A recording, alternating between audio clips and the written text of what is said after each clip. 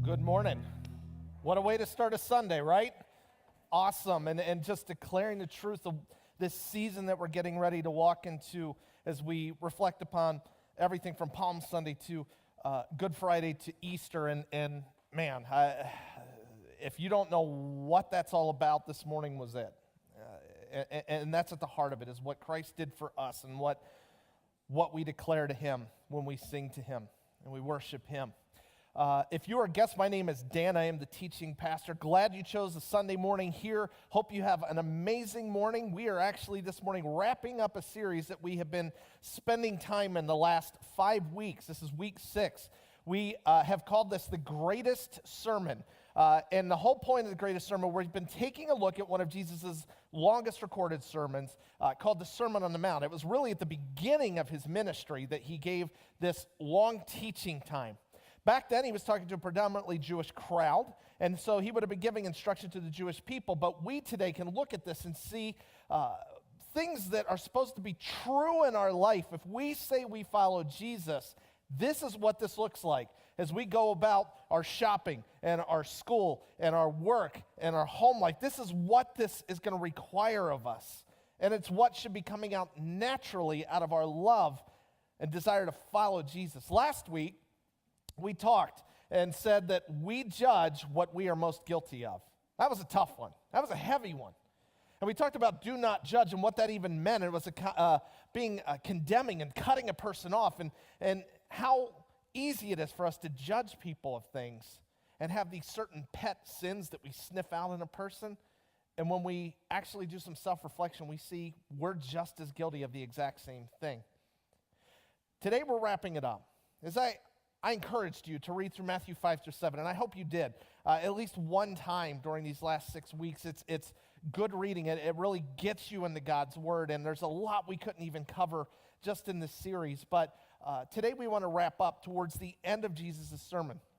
Now, in 2003, in Japan, a piece of music was released, and it was called Symphony No. 1, Hiroshima.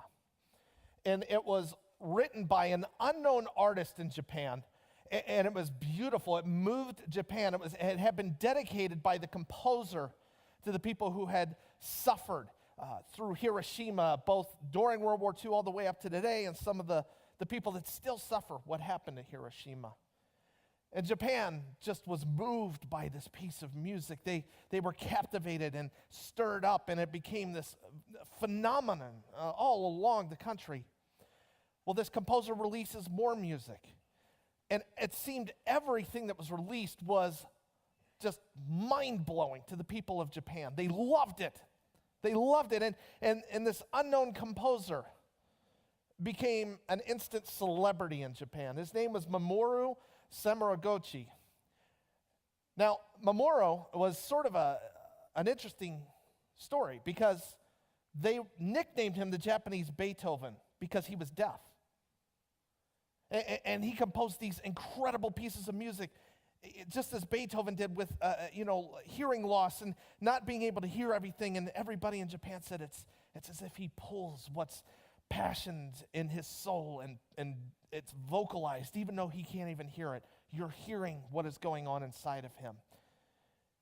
He was a celebrity, awards, recognition all over Japan, one of their greatest treasures. 10 years after Hiroshima, the symphony was released, 2013, it was in the afternoon, a news flash comes across TV stations in Japan, and there's a man standing there that absolutely nobody knows, and his name is Takeshi Niagachi. Now, Takeshi was there. He wasn't the most attractive guy. Everyone made comments about him and such. He was a professor at a small community college of sorts in Japan, and he was making the outrageous claim that for 10 years, he had been writing all of the music that Mamoru had been putting out and claiming as his own. He claimed to be a ghost writer for him. Well, Japan was in a stir. They didn't know what to make of this. Was this man telling the truth? And some of the news stations that had done stories on their Beethoven began to look back at some of the footage, and they began to notice some things that were not making sense. There was an example where they had a video of him, and he was in anguish and pain, laying on a couch because of the tinnitus in his ears was just causing physical pain. And then the doorbell rang, and he got up and he answered the door. And all of a sudden, they start to put pieces together. Hold on a minute. Has this guy been telling us the truth about his deafness? And the more investigation that went into it, more things began to come out. That the Japanese Beethoven was Milli Vanilli. If you know Milli Vanilli, those of you that lived in the 90s, in America it was a tragedy. A pop star who was revealed to be lip-syncing and was not actually doing any of the singing that everyone had fallen in love with. The Japanese Beethoven was a fraud. And he did his own press conference. He said, well, I'm not completely deaf, but I'm kind of deaf. And then he vanished from the scene, and no one ever saw him again. And the man who had been writing all these songs for him that stirred a nation went on and had opportunity after opportunity to continue to compose and was honored for what he did. The awards were taken from Mamoru. Everything went downhill for him. He was a fraud. He was a counterfeit. See, he looked like this amazing composer. He put the music out. He claimed it. He showed up. He played the part. But he was eventually exposed. In America last week, I said that we love to play the judge. It's why we have all these reality shows with judges on it on TV, and we love to play the judge. And another thing that we love as Americans is when a fraud is exposed. We love to see somebody taken down when all of the dirt comes out, that it was all a big fake story. The person was never exactly what they said they were. They were never what they said they were. And we love it. Except for one time. When it's you. Right? We love a fraud being exposed, but when we are exposed as a fraud, that's a whole different story. We go into defense mode. We hide in shame. It's embarrassing for us. But here's the truth of it. If we are faking something, faking our love for the sweater that our aunt made us, that's never, ever going to see the light of day again, it's going into our closet. If we pretend to have love for somebody that we can't stand, you'll be exposed. In fact, I would say you are being exposed every day. Because no matter how much you try to cover up the fraud, eventually something reveals itself that says this isn't true. Frauds can only hold their story together for so long. There is a famous saying that you may know, what a tangled web we weave when we choose to deceive. When we choose to deceive, we start all these lines, and in order to keep the fraud going, we have to come up with more stories and more lies, and we can only keep track and control of so much before cracks start showing and the real you and the real opinion starts showing up. This is also true of faith. There are those that may have the appearance of being followers of Christ, may know the right verbiage to say, may show up in a church, may volunteer to help somewhere, but over time, the cracks start showing, and we realize that maybe they weren't what they thought they were or said they were. And this is where Jesus goes towards the end of the Sermon on the Mount. Our big idea this morning is simply that disciples are validated by product and perseverance. Disciples are validated by product and perseverance. All of us, every day, even as you sit here, are producing words, thoughts, actions, attitudes. Right now, in this moment, you're producing something. That's how God made us. We produce. We don't always think about it. But as we produce, that reveals things about us. It reveals truth about what's important to us. We've talked about that in the previous weeks. It talks about what we really believe. It talks about how we see the world. It talks about how we see God. And since all of us are producing, they're going to prove what we really are. Another thing that proves what we really are is perseverance. How long you keep going, living by those values. Perseverance says a lot about a person because, as I said earlier, you can only pretend for so long. And eventually, the show is up, the curtain is removed, and we're exposed. Jesus concludes his Sermon on the Mount with several pictures. He's been talking about all these things that the Jewish people then and we today should be living. If we're a follower of Jesus, this is what should be fruit in your life. This is what should just naturally flow out of you if you say you follow Jesus. And then today, he sort of wraps it up where some people might have begun, where he says, this is what a disciple, this is how you'll know a real disciple. Some of us might put that up front. Here's how you know you're a disciple of Christ. Okay, now here's how that's fleshed out. This is how you live it out. Jesus does the opposite. He talks about how it's fleshed out, and then he goes to here's what a real disciple is. And he hits hard on it. This is one of those passages that, we believe that Jesus is loving and gracious and all that, but this is one of those passages that sometimes makes us a little uncomfortable because he says, okay, this is what it's really going to require of you to follow me. And he would do that sometimes, and it would just unnerve people. It would unnerve us. But yet, he had a point at the heart of it. Today, we're going to pick up in Matthew 7, verse 13, and go through verse 23. And you can follow along in the Hope Church app. You can follow along on the screen up here. Let's take a look at what Jesus says about a true disciple, a true follower of him. He starts this way. He says, enter through the narrow gate. For wide is the gate, and broad is the road that leads to destruction. And many enter through it.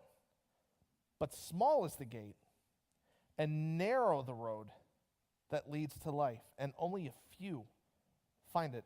Jesus loved to get pictures and stories to teach.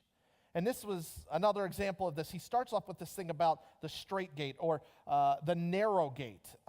And the people that he would have been talking to most likely had been to Jerusalem, which was not far away. They'd been to Jerusalem, and Jerusalem had a huge wall around the city. And in that wall, there were several gates. Some of them were narrow. Camels would come through, other kinds of animals, big caravans would come through. A lot of people would come through these gates all the time. But another thing was that there were some gates in the wall of Jerusalem that were small. And they were hidden, and they weren't necessarily easy to find unless you knew where they were. And so when Jesus brings up this picture of a gate, the people there would resonate. Probably they would think of Jerusalem or maybe another big city that had gates all around it. And they would remember that there were big gates and small gates and how easy it was to go through the big gate. You didn't have a hard time, but how difficult it might be to find some of these smaller hidden gates that were maybe not so easy to go through. In fact, to go through them, sometimes you would have to leave some of your stuff behind to go through them. So Jesus starts off with gates, something they would be familiar with. I'm going to talk about these two gates. Gate A, I'm calling, is the small, narrow, difficult gate. Jesus says it's the one that very few people go through. Now, we obviously aren't living in Jerusalem. Maybe some of you had the opportunity to visit there and see some of the gates, but let's go a little bit more modern. If you and I are given the opportunity between a narrow road or a wide road to go through, we're probably, most of us, going to go the wide road because who wants to endanger your life, okay? I don't know if you've heard of Mount Hua in China. Mount Hua is known as one of the most dangerous, death-defying trails that people can go on in the world. I have some pictures of it here. Yeah, those of you that are afraid of falling or heights, you probably want to look away right now. There are no throw-up bags in front because that's what would happen to me. People go on this as a tourist. Cameras are out and all of this. They've had to put security measures in because so many people wanted to walk across 3 planks about several thousand feet up. I mean, you could see straight down. That's what you're on. And it's rickety and old, and it's been there for hundreds of years. And if you have that opportunity to walk on that, most of us are going to go, no thank you. I would rather die than to go on that. And yet people go on it. What drives them to it? Well, some people actually go up this, yes, to brag about it. Some are just braggadocious, so they just say, well, hey, I did it, and they can rub it in everybody's face because they're just so much more human than we are or something. Others do it because many people, of course, Buddhism being a big religion in China, many will go up there for morning prayers. So they'll actually climb this in the middle of the night. They've had to install lights so people can go up this in the middle of the night. I guess it's probably better you don't see what's below. But if you fall off, you also don't see what's below until you hit. Okay, anyway. The narrow way, only if you take it, except if it's Mount Hua, but only if you take it. Most of us would stay away from this. It's too dangerous. It's terrifying. What is Jesus talking about with gate A? The small, narrow, difficult one, the Mount Hua of gates. He's talking about somebody who obeys his teaching, somebody who has made the decision to become his disciple. Being a disciple takes perseverance. This takes perseverance. I am sure there are people that start up this, and when they start getting high, say, I'm done. Okay, get the helicopter in here because I am not going back down. There are few people as well that do this. Perseverance is part of it, but only a few ever do it because of the difficulty, because of the unnerving that it causes us, because of how hard it's going to be. And this is something that we have to understand about following Christ. Please don't miss this. By and large, following Jesus, you are volunteering to be in a minority. In our world and throughout history, Christianity has never really been the majority. Even in times that you see in biblical times where you feel, because you get the perspective from the people that wrote it, that everybody was following God. The reality is the majority of the time, it was not the majority of people. The majority chose to follow against him. They didn't want anything to do with God or Jesus, and he came on the scene. It is a minority position. One of the writers that I was looking through this week as I studied said, true discipleship is a minority position, a matter of deliberately opting out from the mainstream. But it is a matter of life and death. You're opting out of the mainstream, not to be like some counterculture person, hey, I'm going to be against the culture, but simply because this life to follow Christ is so countercultural. It is so different from what we see in the world around us. Well, what about Gate B? Gate B, the wide one, the one that many people travel on, the one that leads to destruction, not a good place. I don't know how many of us, hey, I'm on the road to destruction. Okay, you're celebrating that. You get a t-shirt and everything. Gate B, it says, is wide, it's broad, it's easy. In China, there is the Beijing-Hong Kong Expressway. And I want to show you their traffic from a holiday season recently. That's One Direction, by the way, not the band, for those of you that were into One Direction. Anyway, this is One Direction, 50 lanes that they go through and told to narrow down to 20. I don't ever want to hear you complain about traffic in America. That is ridiculous. 50 to 20. 50-lane highway. You want to talk about a Broadway? That's it. And yep, everybody's going that way, all right? That's nuts. It's crazy. That's a Broadway. That's generally easy other than the traffic and the wait going through the toll booths. But anyway, you get the idea.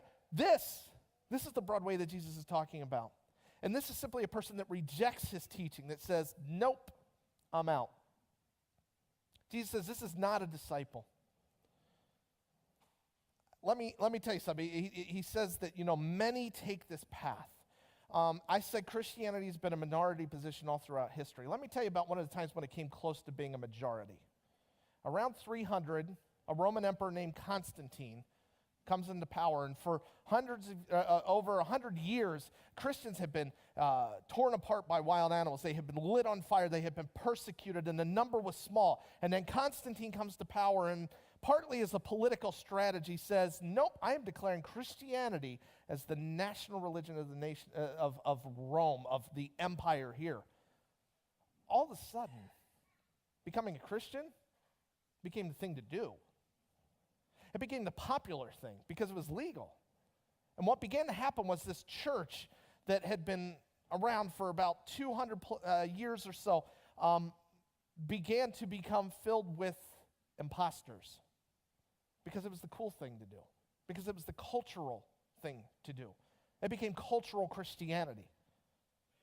And so now you have a church full of people that were legit, who would have gone to death to follow Christ, and those that were along because it's what everybody does. Christianity is always the minority position. Now, some might say, wow, this is kind of heavy, Jesus. He's being pretty exclusive here. Yes, he is being exclusive here with how he defines this. Some of you have been in the military. Some of you are thinking about the military. Some of you know people in the military. And here's what I know. When you go into the military, it's probably not a good idea to also swear allegiance to another country to serve their military. Doesn't work well. Just a little heads up there. But here's the other thing. When you swear allegiance to the military, you kiss a life goodbye of just living in America, getting a job, 9 to 5. You make a commitment. It is a bold commitment, and it's something that there is much demanded of you. We don't flinch at that, but when Jesus, who we know loves us and has grace, all of a sudden makes a pretty bold statement and says, it's this or it's that. There is no in between. It makes us squirm, but he's making a point. If I'm your first love, if I'm who you're going to follow, there's no other room for anyone else. He goes on. Sort of transitions a little bit, but he still has the same idea. In verse 15, he says this, watch out for false prophets. They come to you in sheep's clothing, but inwardly they are ferocious wolves. By your fruit, you will recognize them. Do people pick grapes from thorn bushes or figs from thistles?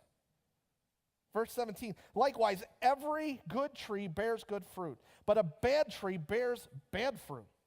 A good tree cannot bear bad fruit, and a bad tree cannot bear good fruit. Every tree that does not bear good fruit is cut down and thrown in the fire. Thus, by their fruit, you will recognize them. Jesus has two things in here. One, he's talking largely about false prophets, but he's also making a point about those that choose to follow him. He talks about false prophets. Now, if you've been in the church a while and such, you know that there are people whose livelihood is to set up a blog somewhere on the internet and find 2 lines of a famous pastor somewhere that they are going to call them a false prophet. They probably have falseprophet.com as their website. And they will take words that a pastor says out of context to prove that they're a wolf in sheep's clothing and they're just out to kill us. And it's conspiracy theory Christianity version. And here's the thing. We need to be discerning about things that are taught. We always measure, even what I am teaching, and anyone else up here that is teaching, it has to be measured against God's word. It has to. Don't say whatever Dan says it's right, because I'm a human being like you. Measure it against God's word. Be discerning. Be discerning so that there isn't a false prophet out there, and there are. There are people. A false prophet is simply somebody who twists the truth for their own agenda. They try to get you away from being a follower of Christ to be a follower of them or some other weird philosophy. That's what they're more passionate about. That's what they follow. And Jesus says, beware of the false prophets. And he says, you know what? Their fruits, by your fruit, you will recognize them. He says this twice in this passage. By your fruit, you will recognize them. Good fruit comes from a good tree. Bad fruit from a bad tree. That's not rocket science. What you produce, what you see out of your words, out of your actions, out of your thoughts, out of your deeds, even as a disciple of Christ, proves what you are. It also proves where you're weak. Now, there's a level of humanness in this. Not all the fruit that sometimes comes out of Dan's life is perfect. But I hope that it proves what's going on, my obedience to Christ. I hope that's the fruit I'm producing, is obeying and following Jesus. We have to be discerning.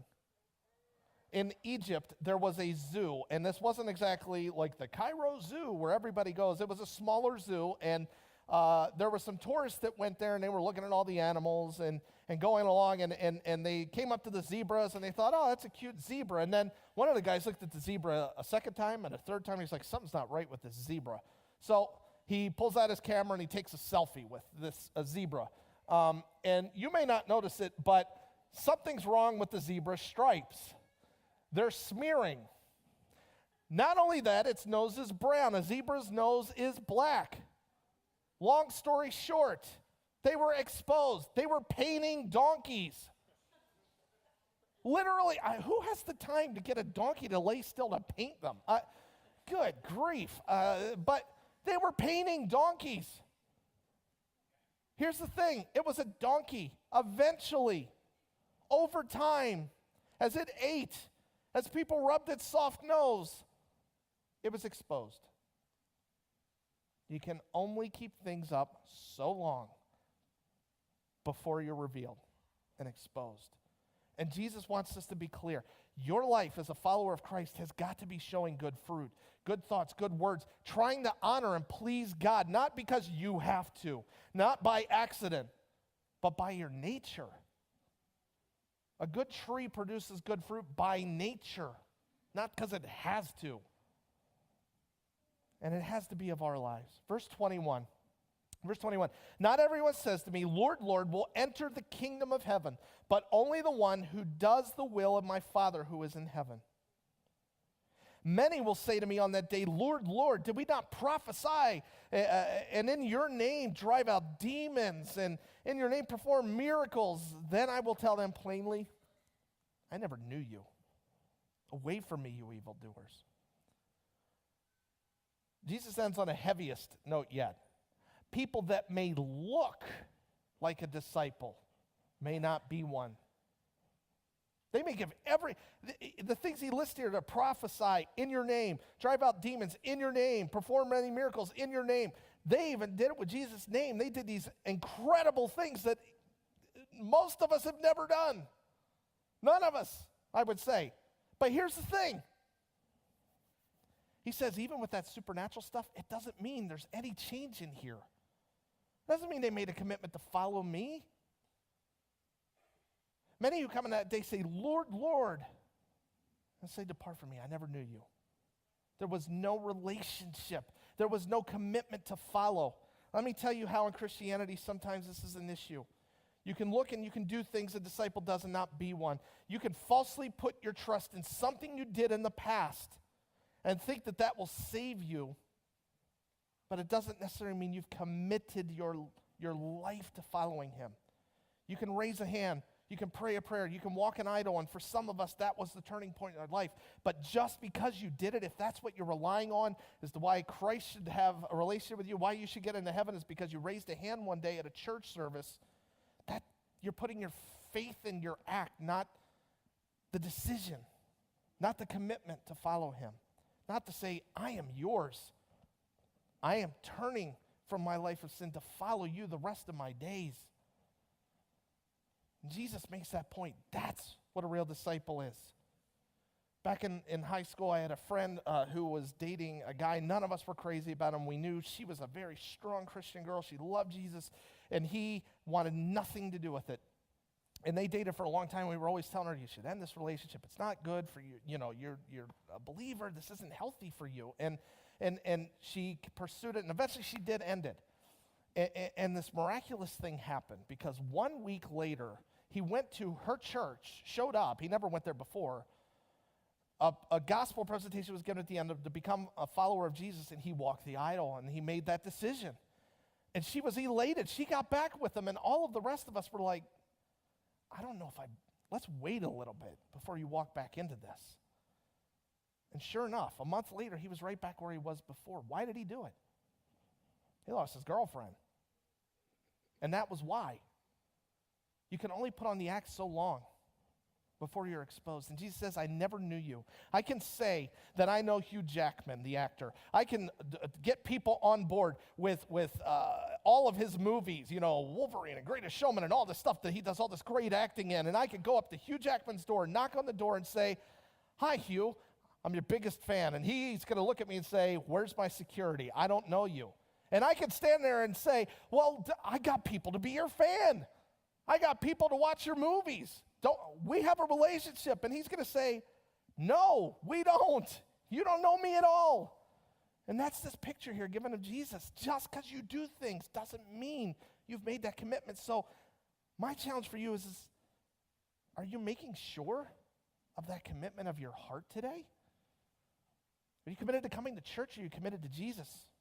Are you committed to serving him, or are you committed to Jesus and following him? Are you his follower? What does this mean for us in post-Christian America? Let me tell you something. The divide between followers of Christ and those that aren't, I see polarizing more and more. And it's not the first time in history. It happens all the time. It's happened time and time again, where there's a greater gap between the two. Not that we're being self-righteous and holier than thou, but simply, we talked about the broad way that leads to destruction. People are moving further at a faster pace. And if we are called to live as followers of Christ, that gap is just going to continue. But what an awesome opportunity for us to be children of light and love and grace and mercy, which will only be more contradicting to those that aren't following him. And hopefully is the thing that they want to be a part of and come join, to be a follower of Christ, because they see how different we are. They see how we live our lives. They see what God does in our lives. They see the transformation in us. The marks of a disciple of Christ are simple. It's a decision to turn from a life of sin and living for yourself. It involves a commitment to following him. It involves a relationship, a daily relationship with him through prayer, through reading, through being involved in the church, through serving him, getting to know him more. And also a mark of a disciple is simply seeking to live your life in the way that if Jesus was in your shoes, what would he do in this moment?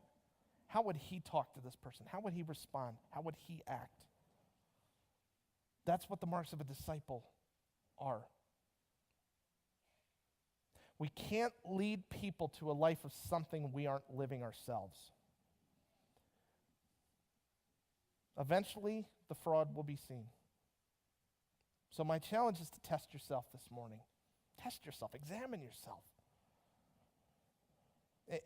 Have I committed to following him? Have I made a decision that says, I am following Jesus? It is a journey. I'm not going to say you're perfect if you've made that today, or if you make that today, or if you made it last week.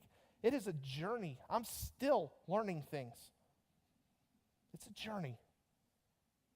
But make the decision to go through a narrow gate to be his follower and to obey him and bear that fruit in your life. Because it will change you. Examine yourselves.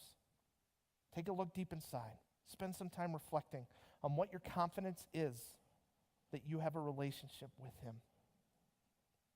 And let's go into the Easter season, these next 3 weeks, rejoicing in what he's going to do because of that relationship in us. Let's pray. God, I know that for some of us, this is something we maybe always have known, but maybe it hasn't been practical. Maybe we are putting more hope in the fact that we were doing all the outward signs of being a believer and thinking that that's what a follower of you was. And Lord, the reality is at the heart of it is a relationship with you and obedience to your will. And Father, if there's people here today that just got to get it clear, because I know some of us doubt. We have periods of doubt. That this is a morning that we, without any hesitation, say, no, I am a follower of Christ. I am choosing to obey him and to live out the will of God in my life and to turn from my past. Today is a new beginning. Or today is a reminder of that new beginning and that decision I made a long time ago. Lord, may it be true of us, and examine if there is, as we examine ourselves, that you would reveal things that need to be revealed. Lord, if there's anyone here today who's never stepped across that line and stepped through that gate to make that decision and not look back, that you would help them as they say, God, I know I'm a sinner. I've done things that disobey you. I've been living for myself, and I ask for your forgiveness, but I want to live a life for you, and I commit to that journey to follow you today. No turning back. As your eyes are closed and your heads are bowed, I just want to read lyrics of a worship song that we've sung here from time to time. There's one of mine that just drills this home for us, and it says this: Christ is my reward and all of my devotion. Now, there's nothing in this world that could ever satisfy. Through every trial, my soul will sing. No turning back. I've been set free. Christ, my all in all, the joy of my salvation. And this hope will never fail. Heaven is our home.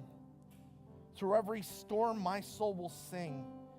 Jesus is here. To God be the glory. Christ is enough for me. Christ is enough for me. Everything I need is in you.